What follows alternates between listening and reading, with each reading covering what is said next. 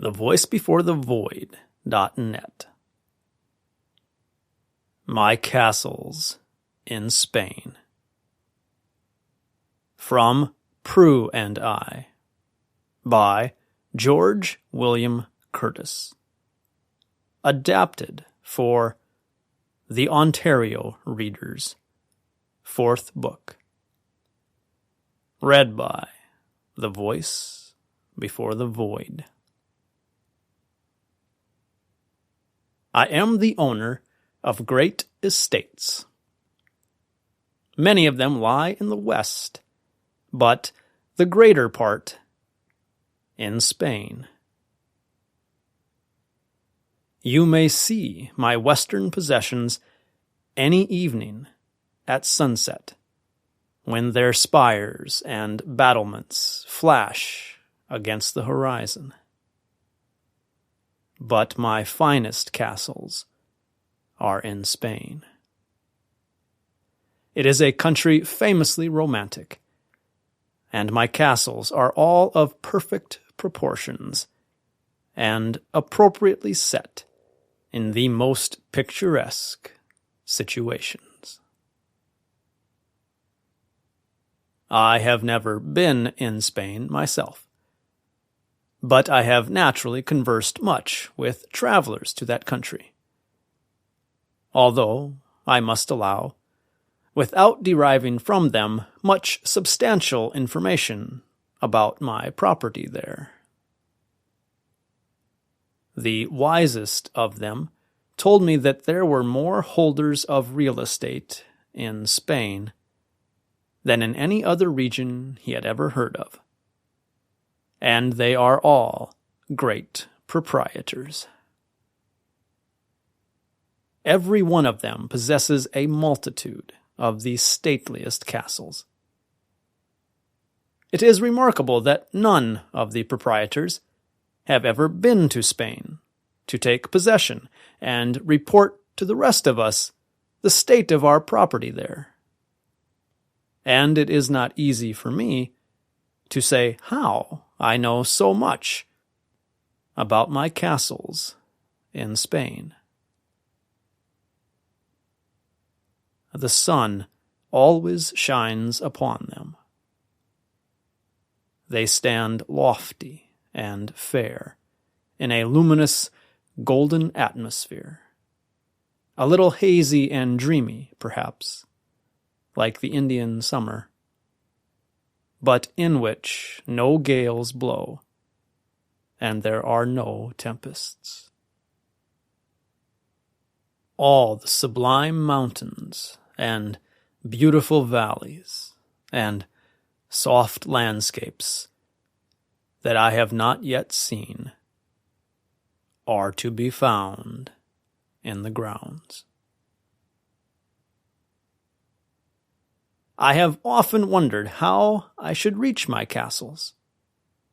I have inquired very particularly, but nobody seemed to know the way. It occurred to me that Bourne, the millionaire, must have ascertained the safest and most expeditious route to Spain. So I stole a few minutes one afternoon and went into his office. He was sitting at his desk, writing rapidly, and surrounded by files of papers and patterns, specimens, boxes, everything that covers the tables of a great merchant. "A moment, please, Mr. Bourne." He looked up hastily and wished me good morning, which courtesy I attributed to Spanish sympathy. "What is it, sir?" he asked blandly, but with wrinkled brow. "Mr. Bourne, have you any castles in Spain?" said I, without preface. He looked at me for a few moments, without speaking, and without seeming to see me. His brow gradually smoothed, and his eyes, apparently looking into the street, were really, I have no doubt, feasting upon the Spanish landscape. Too many, said he at length, musingly, shaking his head and without addressing me. He feared, I thought, that he had too much impracticable property elsewhere to own so much in Spain. So I asked, "Will you tell me what you consider the shortest and safest route thither, Mr. Bourne? For, of course, a man who drives such an immense trade with all parts of the world will know all that I have come to inquire." "My dear sir," answered he, wearily, "I have been trying all my life to discover it, but none of my ships have ever been there. None of my captains have any report to make. They bring me, as they brought my father, gold dust from Guinea, ivory, pearls, and precious stones from every part of the earth. But not a fruit, not a solitary flower, from one of my castles in Spain.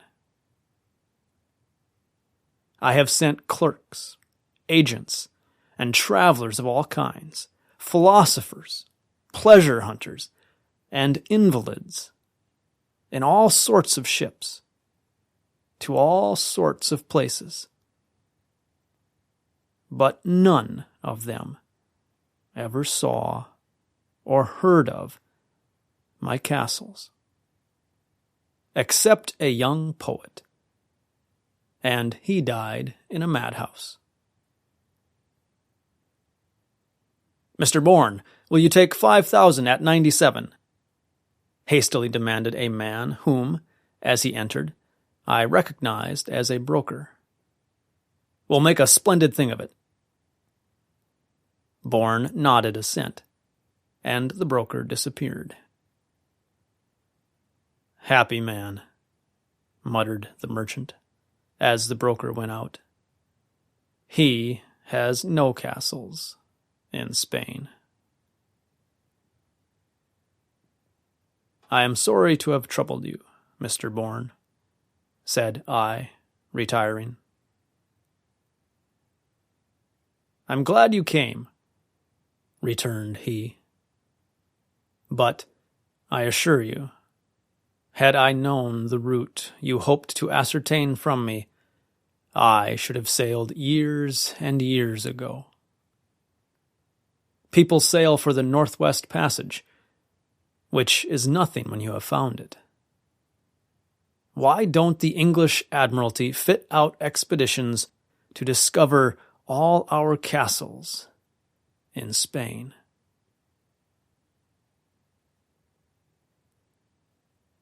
Yet I dream my dreams and attend to my castles in Spain.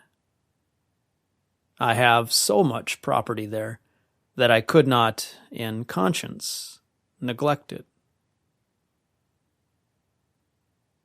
All the years of my youth and hopes of my manhood are stored away like precious stones in the vaults. And I know that I shall find everything elegant, beautiful, and convenient when I come into possession. As the years go by, I am not conscious that my interest diminishes. Shall I tell a secret? Shall I confess that sometimes, when I have been sitting reading to my Prue Cymbeline, perhaps, or A Canterbury Tale. I have seemed to see clearly before me the broad highway to my castles in Spain. And as she looked up from her work and smiled in sympathy, I have even fancied that I was already there.